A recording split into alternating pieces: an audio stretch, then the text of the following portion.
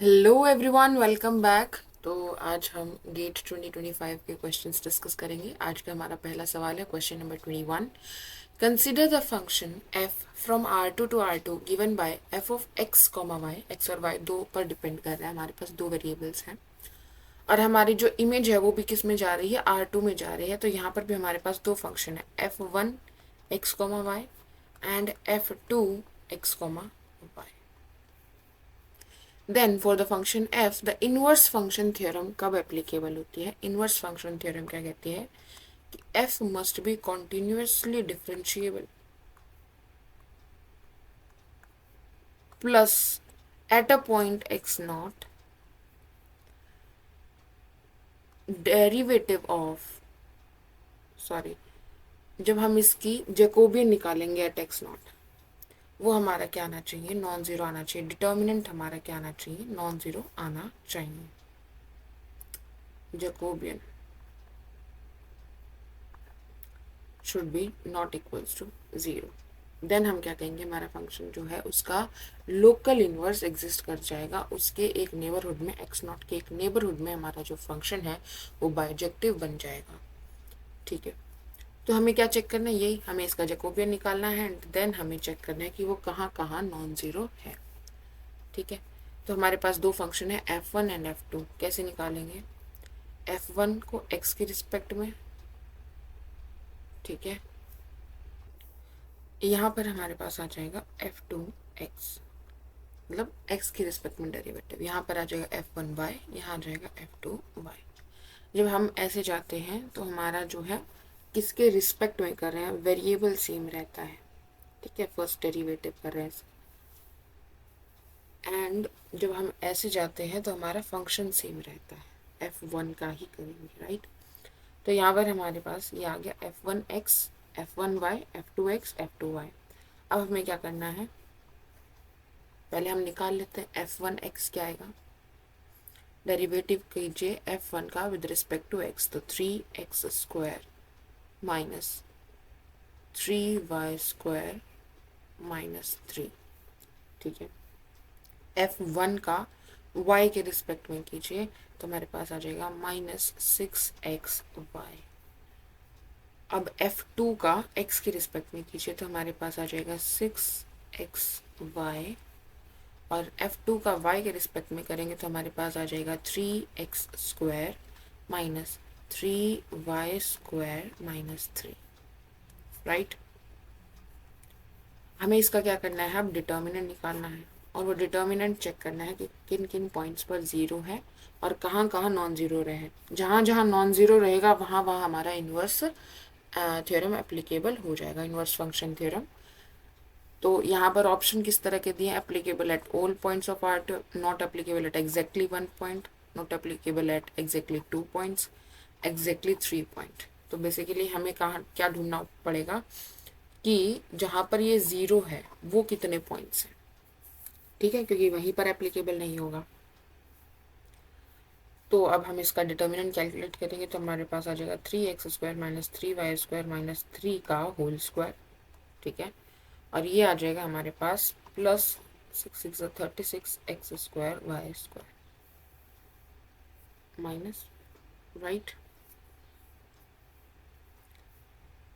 हमें चेक करना है कि ये ज़ीरो कहाँ कहाँ पर हो रहा है। Now we are in reals and we are getting that square of a number plus square of another number is equals to 0. This is square are always greater than equals to 0. So this is possible only when 3x square minus 3y square minus 3 is equals to 0 and 6xy is equals to 0. अगर ये zero है इसका मतलब क्या आ जाएगा, हमारे पास 3x square minus 3y square minus is equals to 3। 3 common ले लीजिए, x square minus y square is equals to 1 हो जाएगा। यहाँ से हमारे पास आ जाएगा कि एक्स वाई किसके बराबर है, 0 के बराबर है। एक्स वाई 0 है, इसका मतलब या तो एक्स 0 है या वाई 0 है। तो यहाँ से हमारे पास क्या आ जाएंगे, एक्सेस आ जाएंगे।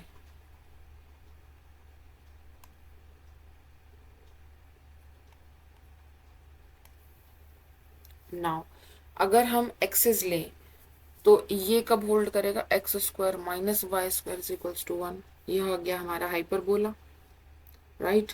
ये हमारी एक्सेस को कट करेगा, उन पॉइंट्स को सेटिस्फाई करेगा। तो यहाँ पर हमारा पॉइंट आ जाएगा 1,0 और हमारे पास आ जाएगा -1,0। क्या और कोई पॉइंट है जो इस कंडीशन को भी सेटिस्फाई करे और इस कंडीशन को भी सेटिस्फाई करे? ठीक है, देर आर एग्जैक्टली 2 पॉइंट्स जो इस डिटर्मिनेंट को क्या करने हैं, 0 बना रहे हैं। और यहाँ पर हमारी इनवर्स फंक्शन थ्योरम एप्लीकेबल नहीं होगी। इन 2 पॉइंट्स के नेबरहुड में हमारा फंक्शन जो है वो बाइजेक्टिव नहीं बनेगा और लोकली इन्वर्टिबल नहीं होगा। तो हमारा यहाँ पर आ जाएगा option number C, not applicable at exactly 2 points of R2। Next question है हमारा, लेट f फ्रॉम R2 -0,0 पर हमने एक्सक्लूड कर दिया है, वहाँ पर हमारा फंक्शन डिफाइन नहीं है।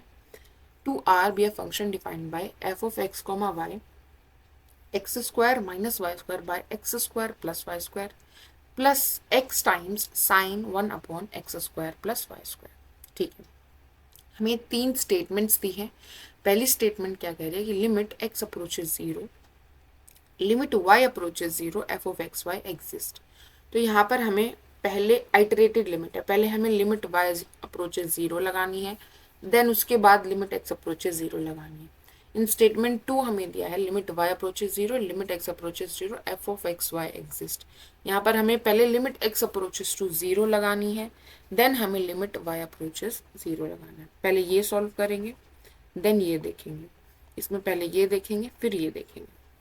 यहाँ पर हमें बोला है कि limit x, y approaches to 0, 0 f of x y exist. तो यहाँ पर हमारे पास साइमल्टेनियसली x और y दोनों हमारे किसकी तरफ जा रहे हैं, 0 की तरफ जा रहे हैं। ठीक है, तो देखते हैं कौन सी लिमिट एग्जिस्ट करेगी कौन सी नहीं करेगी। हमें पूछा है which of the following statements are correct. ठीक है, तो हमारा फंक्शन है, इसके ऊपर लिमिट लगानी है हमें y टेंड्स टू 0। जब y 0 को जाएगा तो this will goes to 0, this will goes to 0। हमारे पास आ जाएगा x square by x square यानी कि 1 plus x sine 1 upon x square, this will goes to 0। Now अब लिमिट क्या लगेगी, लिमिट x टेंड्स टू 0। ये तो कांस्टेंट है, 1 ही रहेगा। जब x 0 को अप्रोच करेगा तो this is the finite quantity. Sine हमारा क्या होता है, कांस्टेंट होता है, कांस्टेंट वैल्यू देगा, एक बाउंडेड होगा बिटवीन -1 to 1 के बीच में। और x हमारा जो है वो लिमिट x अप्रोचेस टू 0 पर कहाँ जाएगा, 0 की तरफ जाएगा। तो ये whole quantity as limit x tends to 0 कहाँ चली जाएगी, 0 पर चली जाएगी। तो हमारी लिमिट इसकी क्या आ जाएगी, 1 आ जाएगी। लिमिट एग्जिस्ट कर रही है, हाँ जी कर रही है, तो स्टेटमेंट 1 हमारी ट्रू हो जाएगी। अब देखते हैं स्टेटमेंट 2। स्टेटमेंट 2 में हमें क्या करना है, पहले हमें लिमिट x टेंड्स टू 0 लगाना है, अप्लाई करना है। x टेंड्स टू 0 अगर करेंगे तो ये 0, ये 0, हमारे पास आ जाएगा -y square by y square यानी कि -1 प्लस इसकी लिमिट x टेंड्स टू 0 क्या आएगी, x sine 1 upon x square plus y square. तो यहाँ पर अगेन ये जो क्वांटिटी है sine 1 upon x plus y square, this is bounded between -1 to 1 और इससे मल्टीप्लाई किया हमने x को। x कहाँ जाएगा, एज x टेंड्स टू 0, 0 की तरफ जाएगा। और उसके साथ हमने कुछ कांस्टेंट मल्टीप्लाई किया तो वो भी किसकी तरफ जाएगा, 0 की तरफ जाएगा। So this whole quantity will goes to 0। So limit x tends to 0 f of x y हमारे पास क्या आ जाएगा, सिर्फ -1 आ जाएगा। अब इसकी लिमिट निकालिए, लिमिट y टेंड्स टू 0 तो क्या आ जाएगा हमारे पास, -1 है। तो यहाँ पर लिमिट हमारी -1 आ रही है, ये भी एग्जिस्ट कर रही है, तो ये स्टेटमेंट भी ट्रू है। नेक्स्ट है हमारे पास limit x, y tends to 0, 0 एक साथ दोनों चीज़ें हमारी 0 की तरफ जा रही है। मतलब हमें इसमें कर्व्स लेने होंगे अलोंग एवरी कर्व, हर एक डायरेक्शन के अलोंग यहाँ पर लिमिट एग्जिस्ट करनी चाहिए। तो यहाँ पर हमारे पास फंक्शन है और उसकी लिमिट हमें लेनी है एक साथ साइमल्टेनियसली हमारे एक्स और वाई जो है वो 0 की तरफ जा रहे हैं। तो हम सिर्फ फर्स्ट वाला जो पार्ट है इसकी निकालने की कोशिश करते हैं, x square minus y square by x square plus y square. ठीक है, तो मैं यहाँ पर y is equals to m x के अलॉन्ग इसको अप्रोच करने की कोशिश करते हैं, या फिर हम एक बार हम अप्रोच करते हैं along x axis. Along x axis अगर हम अप्रोच करेंगे 0,0 को, तो एक्स एक्सिस के अलोंग अप्रोच करें तो y कंपोनेंट क्या होगा, 0 होगा। तो ये 0 हो जाएगा, ये 0 हो जाएगा। तो हमारा एक पाथ हो जाएगा, हम अलोंग एक्स एक्सिस अप्रोच कर रहे हैं,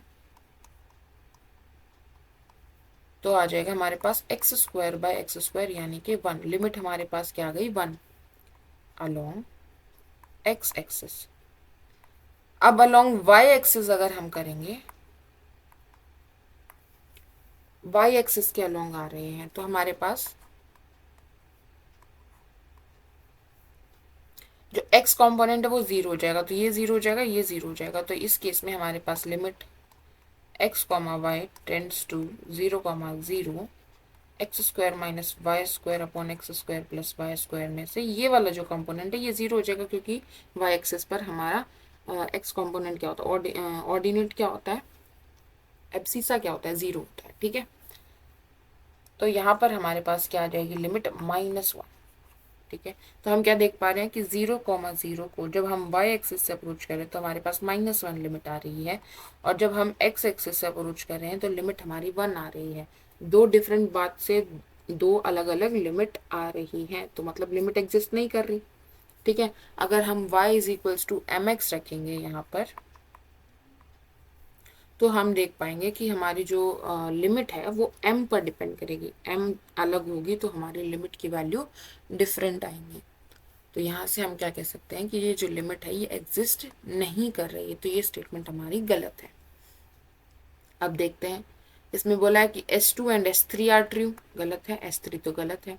S1 and S2 are true and S3 is false, तो B हमारी करेक्ट आंसर हो जाएगा, करेक्ट ऑप्शन बन जाएगा।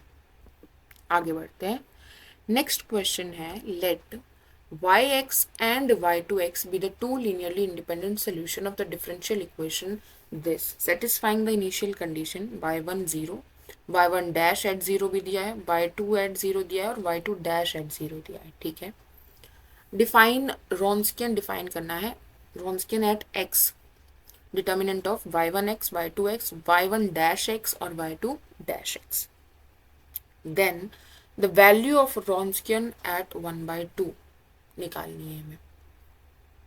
ठीक है, तो हमारे पास एबल्स आइडेंटिटी होती है, हमारे पास क्या कहती है कि अगर आपको रॉन्स्कियन कैलकुलेट करना है एट एनी पॉइंट x, देन वो क्या हो जाता है, रॉन्स्कियन एट x नॉट।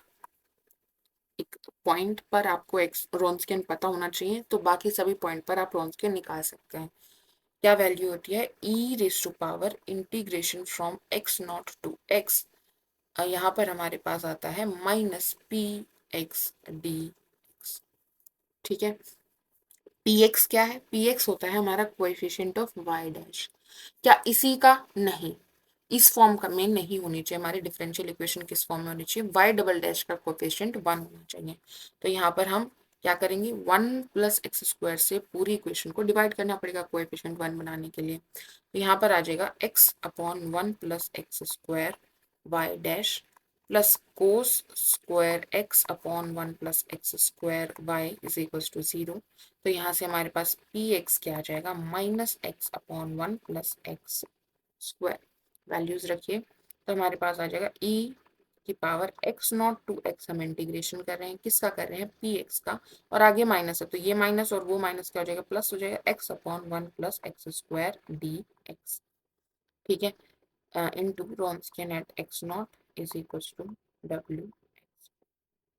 अब हमें क्या किसी पॉइंट पर रॉन्स्कियन पता है, हाँ निकाल सकते हैं। क्यों, क्योंकि यहाँ पर हमें y1 at 0 दिया, y1 dash at 0 भी दिया है, y2 at 0 भी दिया और y2 dash at 0 भी दिया है। तो w at 0, रॉन्स्कियन at 0 क्या हो जाएगा, डिटर्मिनेंट ऑफ y1 at 0 पता है 3, y2 at 0 पता है, हाँ जी पता है, -5, y1 dash at 0 1 -1, y2 dash at 0 हमें पता है, हाँ जी 2। ठीक है, तो हमारे पास रोन्सकियन एट 0 हमारे पास आ जाएगा 6 -5 यानी कि 1। तो हमें x नॉट की वैल्यू मिल गई, x नॉट की वैल्यू 0 हो जाएगी एंड रोन्सकियन एट x नॉट हमारे पास 1 हो जाएगा।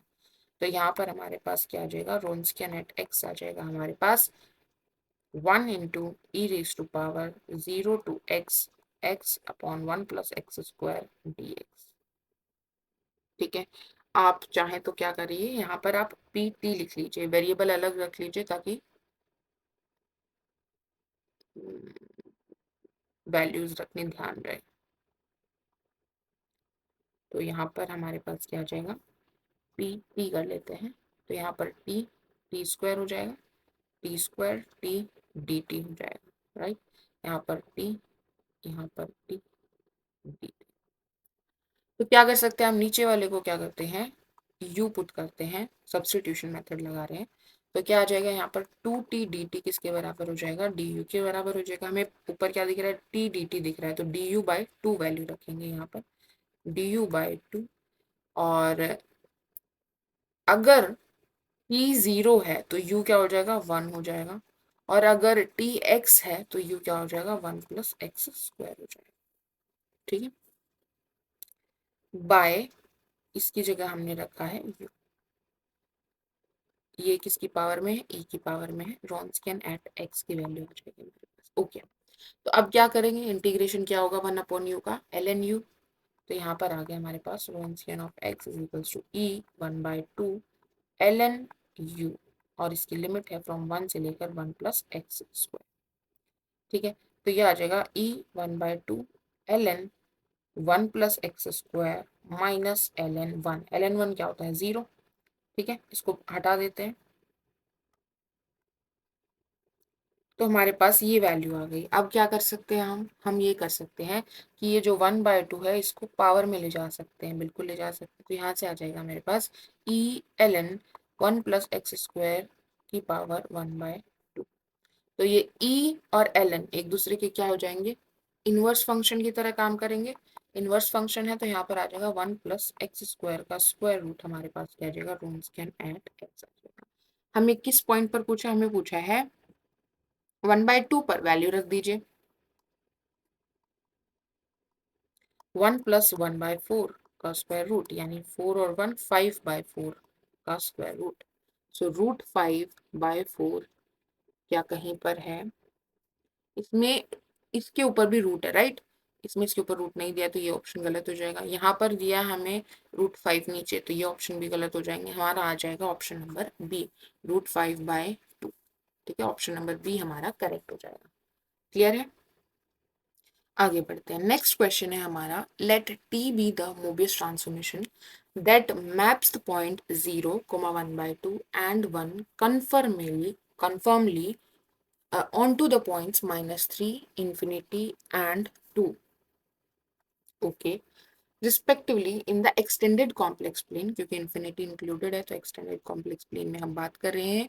if t maps the circle centered at 1 with radius k onto a straight line given by the equation this, हमें रेडियस k क्या है नहीं पता, देन उसको किस पर मैप कर रहा है, एक स्ट्रेट लाइन पर मैप कर रहा है। एक सर्कल एक स्ट्रेट लाइन पर मैप हो रहा है, इसका मतलब क्या है, सर्कल पर क्या लाई कर रही होगी, सिंगुलैरिटी लाई कर रही होगी।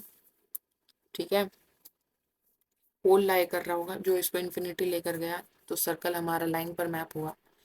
तो यहाँ पर हमारे पास क्या होगा, सर्कल पर हमारा पोल लाई करना चाहिए जो उसे इन्फिनिटी लेकर जा रहा है। ठीक है, और इक्वेशन ऑफ लाइन भी हमें नहीं पता, वो भी हमें फाइंड आउट करनी है। और जैसे ही हम फाइंड आउट करेंगे तो हमें अल्फा बीटा और गामा की वैल्यू मिल जाएगी, और फिर हमें ये वैल्यू पूछी है कि ये वैल्यू क्या होगी। ठीक है, तो मोबियस ट्रांसफॉर्मेशन हमें बोली है, 3 पॉइंट्स पर बोल दिया है कि इसकी ये इमेज आ रही है। तो हम कैसे निकाल सकते हैं मोबियस ट्रांसफॉर्मेशन, आप ये यूज कर सकते हो। अगर मान लीजिए टी ऑफ जेड हमारे पास डब्ल्यू है, तो W minus W1, W2 minus W3 upon W minus W3 और W2 माइनस W1 किसके बराबर होगी, ये जो रेशो है z minus z1 z2 minus z3 upon z minus z3 z2 minus z1, ये रेशो जो है वो बराबर रहती है। तो आप यहाँ से निकाल सकते हैं, या फिर आप यहाँ पर क्या कर सकते हैं कि आपकी मोबियस ट्रांसफॉर्मेशन कैसे दिखती है, T of z is equals to a z plus b by c z plus d. हम क्या बोल रहे हैं कि टी ऑफ जीरो हमारे पास क्या आ रहा है, -3 आ रहा है। हमें क्या दिया है, टी ऑफ जीरो -3 है, टी ऑफ 1/2 इंफिनिटी है, and T of 1 2, right. T of zero, तो z की जगह जीरो रखेंगे तो हमारे पास आ जाएगा टी ऑफ जीरो किसके बराबर है, b बाय डी के बराबर है, जो कि किसके बराबर -3। तो यहाँ से हमारे पास b आ गया कि -3d है, ठीक है। देन हमें बोला कि टी ऑफ 1 जो है वो 2 है, यानी कि a plus b by c plus d इसके बराबर है, 2 के बराबर है, राइट। यहाँ पर अगर हम b की जगह पर -3d रखेंगे तो a -3d किसके बराबर है, 2c प्लस 2d के बराबर है। तो यहाँ से आ गया कि a -2c हमारे पास किसके बराबर है, 5d के बराबर है। नेक्स्ट हमें और क्या दिया है कि हाफ की इमेज जो है वो क्या है, इंफिनिटी आ रही है। इसका मतलब क्या है, इंफिनिटी इमेज कब आएगी, जब सी जेड प्लस डी हमारा क्या हो जाए, जीरो हो जाए। सी जेड प्लस डी हमारा क्या हो रहा है, जीरो हो रहा है। कहाँ पर, 1/2, यानी कि c/2 प्लस डी क्या है, जीरो के बराबर है। यानी कि यहाँ से हमारे पास क्या आ जाएगा, c is equals to -2d, ठीक है। c की जगह पर क्या रख सकते हैं, -2d, तो यहाँ पर आ जाएगा a -+4d is equals to 5d। तो यहाँ से a किसके बराबर आ गया, d। a d की टर्म्स में है, c भी d की टर्म्स में है, और b भी d की टर्म्स में, वैल्यू रखिए। तो यहाँ पर आ जाएगा dz प्लस d की वैल्यू है -3d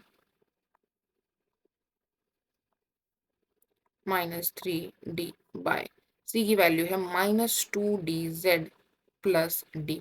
d ऊपर और नीचे से कॉमन ले लेंगे तो z -3 बाय -2z प्लस 1, ये हमारी क्या बन जाएगी, t ऑफ z बन जाएगा। हमें मोबियस ट्रांसफॉर्मेशन मिल गई, ठीक है, ग्रेट। अगर अब हमें ट्रांसफॉर्मेशन तो पता चली गई कि क्या है, अब हमें क्या निकालना है कि सर्कल की इमेज क्या आएगी। अच्छा, दूसरी बात यहाँ से हम क्या देख पा रहे हैं कि जो 1/2 है उसकी इमेज क्या आ रही है, इन्फिनिटी आ रही है। तो 1/2 एक पोल है, हम यहाँ से देख भी पा रहे हैं कि 1/2 नीचे वाले को क्या कर रहा है, जीरो बना रहा है। तो हम क्या कह सकते हैं कि ये जो सर्कल हमारा बन रहा होगा सेंटर्ड एट 1, वो 1/2 से पास होकर जा रहा होगा, 1/2 इस पर लाई कर रहा होगा। तो 1/2 अगर इस पर लाई कर रहा है, इसका मतलब हमारे सर्कल की रेडियस कितनी हो जाएगी, 1/2। तो k की वैल्यू हमारी क्या आ जाएगी, 1/2, ठीक है। और हमारा सर्कल क्या बन जाएगा, z-1, सर्कल की इक्वेशन आ जाएगी हमारे पास, mod z-1 is equals to 1/2, ठीक है। तो हमें इसकी इमेज निकालनी है अंडर दिस ट्रांसफॉर्मेशन, हमें ट्रांसफॉर्मेशन भी पता है। तो हम क्या करते हैं, इस ट्रांसफॉर्मेशन का इनवर्स निकाल लेते हैं। क्या करेंगे, देखो, w, t ऑफ z को w मान लेते हैं, is equals to z-3 by -2z plus 1। हमें रेस्ट्रिक्शन किस पर पता है, हमें z पर रेस्ट्रिक्शन पता है कि mod z-1 should be equals to 1/2। तो हम यहाँ से क्या करेंगे, z निकालेंगे in terms of w, z निकालेंगे इन टर्म्स ऑफ w, और उसकी वैल्यू यहाँ इंसर्ट करेंगे तो हमें सर्कल की, हमें रेस्ट्रिक्शन पता चल जाएगी किस पर, w पर। तो हमें क्या मिल जाएगी, सर्कल की इमेज क्या बनेगी, उसकी इक्वेशन हमें मिल जाएगी। तो यहाँ पर निकालिए, -2z plus 1 into w is equal to z-3, ठीक है। तो यहाँ से आ जाएगा हमारे पास -2zw plus w is equal to z-3। तो z इस तरफ लेकर आएंगे, इस तरफ ले जाइए, तो ये आ जाएगा हमारे पास z प्लस 2zw इसके बराबर है w प्लस 3 के बराबर है। तो यहाँ से z हमारे पास किसके बराबर आ जाएगा, w plus 3 by 2z plus 1, sorry 2 W plus 1। ठीक है, ये आ गया।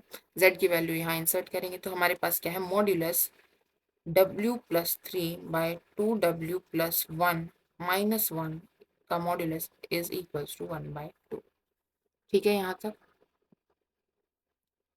हमें इसकी इमेज निकालनी है। तो सबसे पहले हमारा T ऑफ Z मिल गया।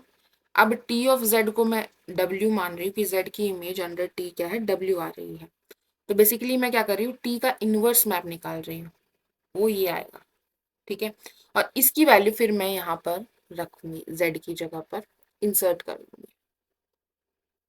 अब इसको सॉल्व करते हैं, यहाँ से आ जाएगा हमारे पास W+3 -2W-1 अपॉन 2W+1 का मॉड्यूलस इज इक्वल्स टू 1/2। तो यहाँ से आ गया हमारे पास माइनस का W प्लस का 2 का मॉड्यूलस किसके बराबर है, 1/2 मॉड्यूलस 2W+1। दोनों तरफ स्क्वायर करिए, स्क्वायर स्क्वायर, और यहाँ पर हो जाएगा 4। ठीक है, तो Z के मॉड्यूलस का स्क्वायर किसके बराबर होता है, Z into Z conjugate.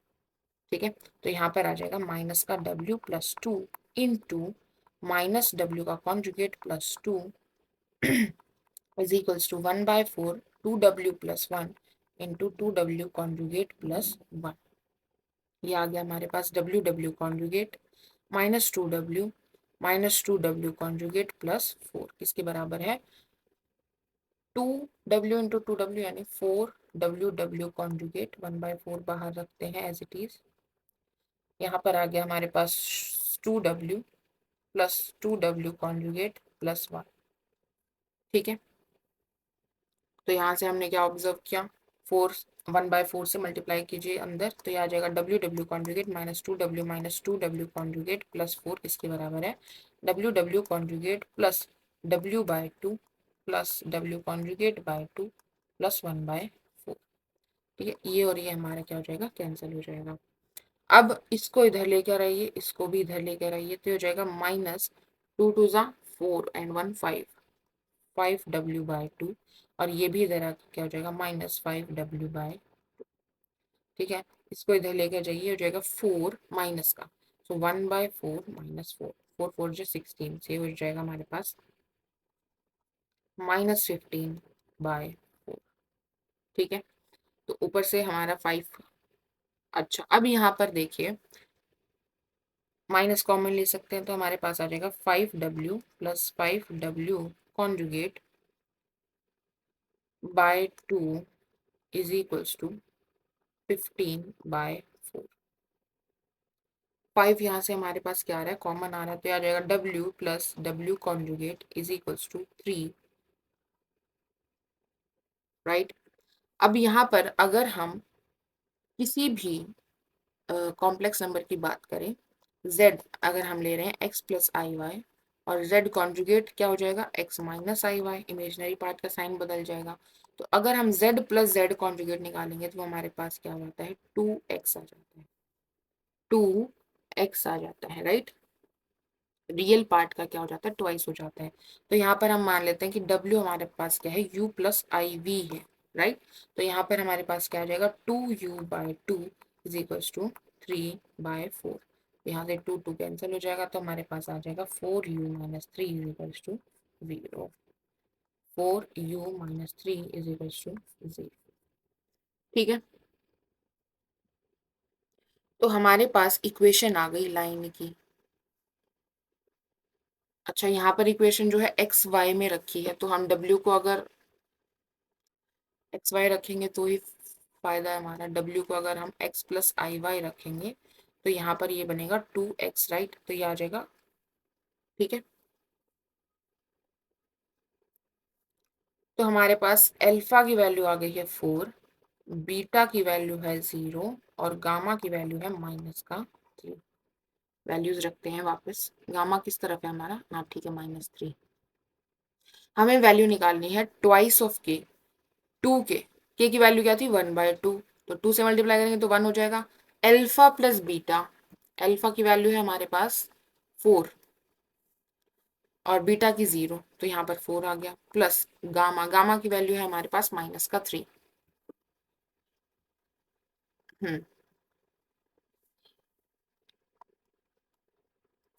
Alpha plus beta 4 minus minus 2 into के यानी 1/2 इंटू माइनस का 3।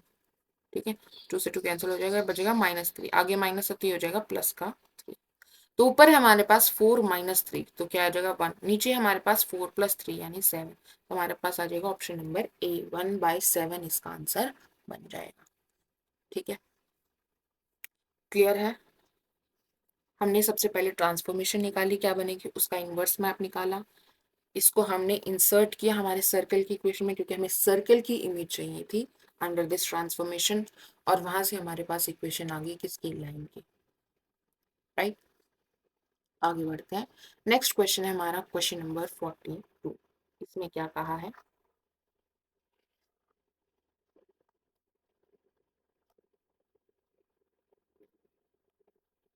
Late u is equals to z belongs to complex number, imaginary of z is greater than 0। इसका मतलब क्या हो गया हमारा, बेसिकली ये वाला प्लेन ऊपर वाला, और ये हमारी क्या है, एक्सिस जो है वो हमारी इन्वॉल्व है नहीं। ठीक है, अपर हाफ प्लेन u है, और d हमारा क्या है, डिस्क है, ओपन डिस्क।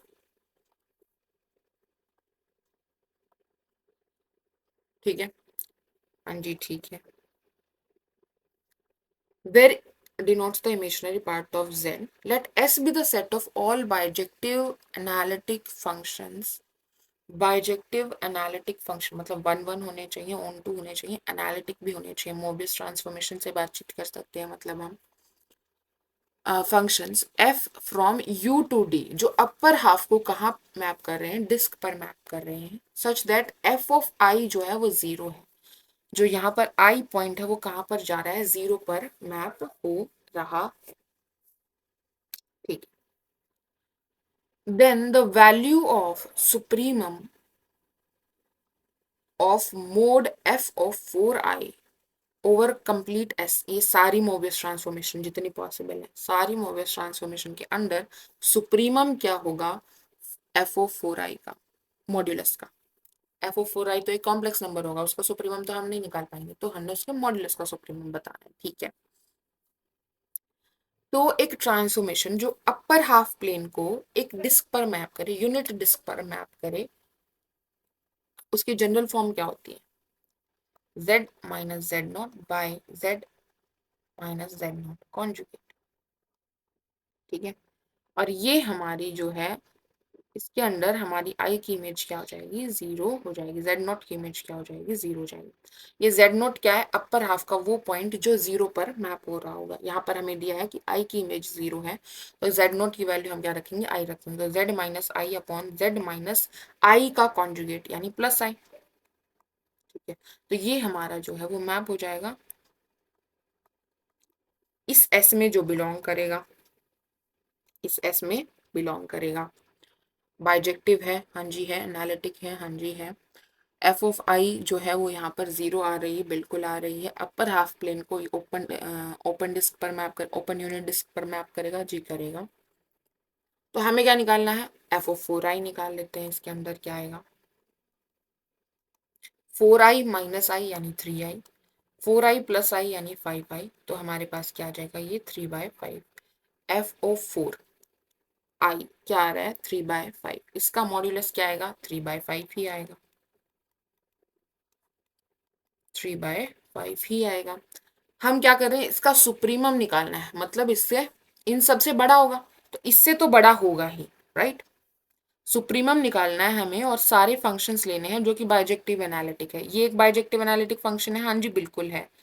तो जो सुप्रीमम होगा वो इस वैल्यू से तो बड़ा ही होगा। ठीक है, तो अब हम देख लेते हैं कि इन सब में इससे बड़ी क्या कोई वैल्यू है। 3/5 हो गया, मतलब अप्रोक्सीमेटली 0.6। ये क्या है 0, ये क्या है 0.25, ये क्या है 0.5, तो ये हमारा है 0.6। तो ये सुप्रीमम हो सकता है, नहीं हो सकता, ये हो सकता है, नहीं, इससे बड़ी तो वैल्यू यही दे रहा है, यही मैप दे रहा है। ये हो सकता है, ये भी नहीं हो सकता, तो हमारा आंसर क्या बन जाएगा, ऑप्शन नंबर डी। हमने सारे फंक्शन नहीं निकाले, सारा बाइजेक्टिव एनालिटिक फंक्शंस का सेट हमने नहीं बनाया, लेकिन हमें एक मैप पता था जो बाइजेक्टिव है, एनालिटिक है, अपर हाफ प्लेन को ओपन यूनिट डिस्क पर मैप करता है, तो वो इसमें जाएगा, एस में जाएगा। हम क्या कर रहे हैं, FO4I के मॉड्यूलस का सुप्रीमम ले रहे हैं सारे फंक्शंस जो एस में जा रहे हैं उस पर। तो कम से कम ये जो फंक्शन जा रहा है इसमें जो मॉड्यूलस आ रहा है FO4I का, उससे तो बड़ा ही आएगा ना सुप्रीमम, इससे छोटा तो आ नहीं सकता। सुप्रीमम क्या होता है, सेट के सभी एलिमेंट से बड़ा होगा ना सुप्रीमम, राइट, अपर बाउंड बनता है। तो 3/5 से बड़ी वैल्यू पॉसिबल थी, यहाँ पर 3/5 से बड़ी वैल्यू कोई भी नहीं दी है, 3/5 एग्जैक्टली दी है, तो ये पॉसिबल सुप्रीमम हो सकता है। ठीक है, बाकी अगर हम बात करें इसमें, तो हमारी, अगर हम बिल्कुल जनरल फॉर्म की बात करें तो किस टाइप के होते हैं, ई आई थीटा जो है हमारा, वो भी यहाँ पर क्या हो जाता है, मल्टीप्लाई हो जाता है। ये क्या करेगा, ये रोटेट कर सकता है। मान लीजिए कि ये अपर हाफ प्लेन है, तो क्या करेंगे, इसको मैं यहाँ मैप करूँ, इसको मैं यहाँ मैप करूँ, इसको मैं यहाँ मैप करूँ, ये 1 है, ये 2 है, ये 3 है, यहाँ पर 1 2 3 हुआ, इसकी लेफ्ट साइड कहाँ जाएगी, लेफ्ट साइड उल्टा हो गया ना, यहाँ पर 1, यहाँ पर 2, यहाँ पर 3, 1 2 3 right side, 1 2 3 right side, okay.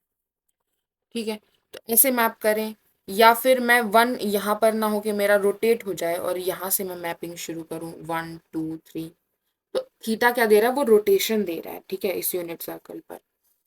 तो ये हमारी जनरल फॉर्म होती है। तो इसका मॉड्यूलस जो अगर होगा वो किसके बराबर हो जाएगा, modulus of e i theta और modulus of z minus z not by z minus z not conjugate, इसका मॉड्यूलस क्या आएगा, 1 ही आएगा।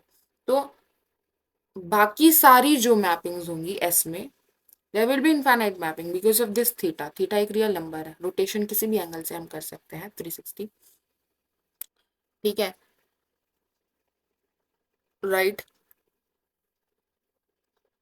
किसी भी एंगल से रोटेशन कीजिए, लेकिन जो हमारी जो वैल्यू है मॉड्यूलस की, वो हमेशा क्या रहेगी, 3/5 ही आएगी। ठीक है, हर एक मैपिंग के लिए इस एस में जितनी भी मैपिंग है उनकी जनरल फॉर्म ये रहेगी, और अगर ये जनरल फॉर्म रहेगी तो हमारी जो मॉड्यूलस है वो हमेशा क्या रहेगा, 3/5 ही रहेगा हर एक केस में। ठीक है, क्योंकि इसका मॉड्यूलस तो 1 ही है, मल्टीप्लाई करने से कुछ फर्क पड़ेगा नहीं।